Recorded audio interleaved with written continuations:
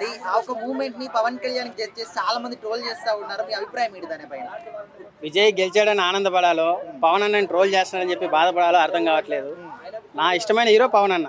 తమిళనాడులో విజయ్. చిన్నప్పటి నుంచి వాళ్ళ సినిమాలు చూసే పెరిగాను. ఇప్పుడు ఆయన సీఎం అయ్యాడని చెప్పేసి ఈయన తిట్టడం ఏందో నాకు అర్థం కావట్లేదు. అక్కడ సిచ్యువేషన్స్ వేరే, ఇక్కడ మన ఆంధ్ర సిచ్యువేషన్స్ వేరే. అక్కడ తమిళలు గొర్రెలు కాబట్టి ఏదో విజయ్ సీఎం అయిపోయాడు, కానీ 2 సంవత్సరాలు సీఎం ఎలా అవుతాడన్న? ఆయనకి ఏం తెలుసు 2 సంవత్సరాల్లో? ఇప్పటి వరకు ఉన్న పార్టీలంతా ఏమైపోవాలా? సో ఆయనకి జనాలు కూడా ఏం చేస్తారు చెప్పండి? ఒక 10 సంవత్సరాలు నలిగి సీఎం అయితేనే ఆ సీఎం చైర్ వాల్యూ కూడా తెలుస్తుంది. 2 సంవత్సరాలు అసలు సీఎం సీట్ ఇచ్చేస్తే ఎలా ఇచ్చేస్తారు నాకు అర్థం కావట్లేదు. 100 సీట్లు అన్న అసలు ఎలా వస్తాయి నాకు అర్థం కావట్లేదు. ఏందన్న అవి? అదేమన్నా సినిమా టికెటా? అలాంటిది 2 సంవత్సరాలలో ఆయన పార్టీ పెట్టి సీఎం అయిపోయాడంటే విజయ్ గారు నిజంగా ఈ కలికాలంలో, ఈ సోషల్ మీడియా యుగంలో ఒక సీఎం అయ్యాడంటే చరిత్రనే చెప్పాలన్న. ఎందుకంటే గొర్రెలు లేరు ఇప్పుడు అంతా. ఈ కాలంలో ఇంత సోషల్ మీడియాలో టెక్నాలజీ పెరిగినాక ఎవరిని నమ్మట్లేదు. ఇప్పుడు రజనీకాంత్ కూడా తప్పించుకున్నారు. ఎందుకురా బాబు ఆ నెగిటివిటీ ఇన్ని రోజులు సంపాదించుకున్నదంతా పోతుందని చెప్పేసి కమల్ హాసన్ పెద్ద పెద్ద వాళ్ళే పక్కా జరిగిన దాంట్లో విజయ్ గారు వచ్చి 2 సంవత్సరాల్లో సీఎం సీట్ కొట్టాడంటే గ్రేట్ అన్న. ఒకటే చెప్తా, విజయ్ గారిని సీఎం అయ్యాడంటే ఎందువల్ల అయ్యాడు అంటే తమిళోళ్ళు కొంచెం తెలివి లేదు, సెంటిమెంట్ ఎక్కువగా గొర్రెలని చెప్పాలన్న. లేదా తమిళోళ్ళగా మంచోళ్ళు ఒక ఆంధ్రాలో కూడా అలా కొంచెం మంచోళ్ళు ఉండింటే కొత్త పార్టీ వస్తే రాష్ట్రం బాగుపడుతుందని మన తెలుగు వాళ్ళకి లేదని చెప్తాను నాకు తెలిసి. నిజంగా తెలుగులో కూడా ఒక కొత్త పార్టీ రావాలి అని అనుకొని ఉండింటే ఆంధ్రాలో రాజకీయాలు ఇప్పుడు వేరేలా ఉండేవి. అక్కడ మన ఆంధ్రాలో ఏముందన్న? రెడ్డి రెడ్డే, నాయుడు నాయుడే, కొత్తోడు రావద్దు, ఇంకో 34 సంవత్సరాలైనా ఆ 2 పార్టీలే.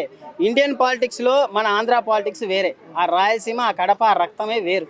అక్కడ ఒక రావాలి అంటే పవన్ అన్న డిప్యూటీ సీఎం అయ్యడమే చాలా పెద్ద విషయం అన్న. ఇప్పుడు ఆయన 10-15 సంవత్సరాలు కష్టపడి ఒక ఎమ్మెల్యే అయ్యాడు, ఒక డిప్యూటీ సీఎం అయ్యాడు. విజయ్ వచ్చింటే కనీసం అసలు ఎమ్మెల్యే కూడా అయ్యేవాడు కాదు. ఎందుకంటే అక్కడ రాజకీయాలు వేరు. చంద్రబాబు వేరే, జగనన్న వేరే. 30 సంవత్సరాలు 40 సంవత్సరాల నుంచి కోసుకొని చచ్చిపోయే వాళ్ళు ఉన్నారు ఆడ. సో పవన్ అన్నని ట్రోల్ చేయడం అనేది కరెక్ట్ కాదన్న. ఆయన ఎవరో సీఎం అయ్యాడని చెప్పేసి పాపం మొన్నటి దాకా సేవ చేసి పోయి హాస్పిటల్లో అనుకున్నాడు పవన్ అన్న. ఆయన ట్రోల్ చేయడం ఎంతవరకు కరెక్ట్? ఇప్పుడు ఎవడన్నా టీడీపీ గెలిచింది, పొత్తు పెట్టుకున్నారు అన్నారు.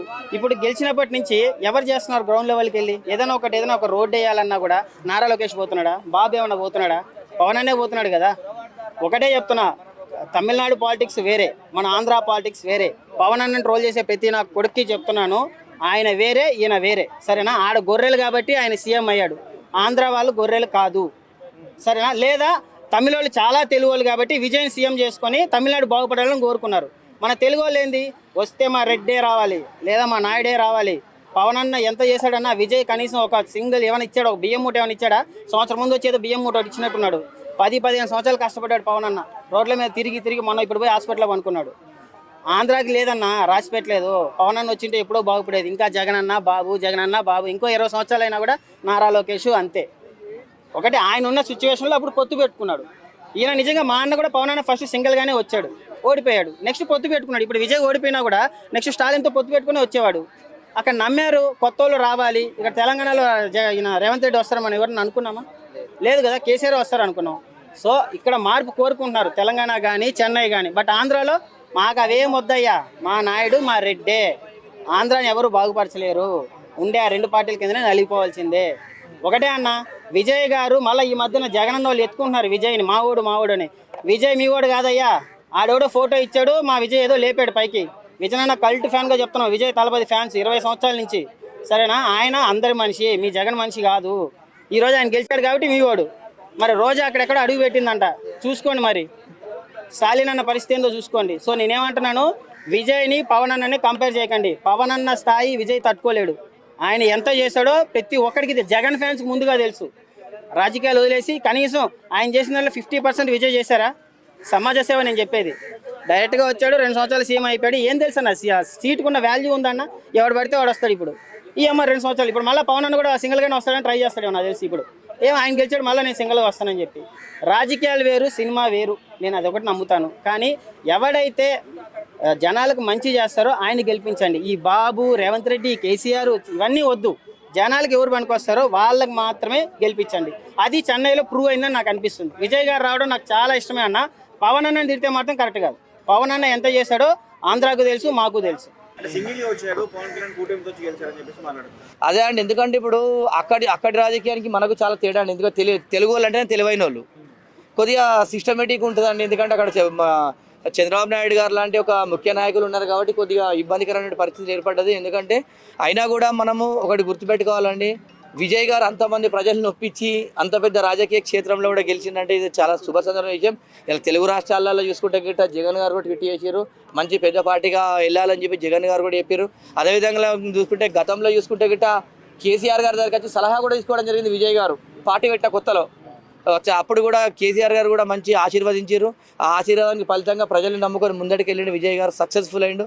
కాకపోతే ఒక ఆశ్చర్యకరం ఏంటంటే మంచి మంచి మంత్రుల్ని కూడా ఒక సాధారణ వ్యక్తులు అయినటువంటి క్యాండిడేట్లు, విజయ్ గారు పార్టీలో ఉన్నటువంటి ఒక మామూలు వ్యక్తులు అందరూ ఎమ్మెల్యే క్యాండిడేట్లు వాళ్ళందరూ కూడా ఇవాళ పెద్ద పెద్ద లీడర్లు ఉడగొట్టారు. అంటే అసలు విజయ్ గారు ఇది అంత ఊపి నడిచింది.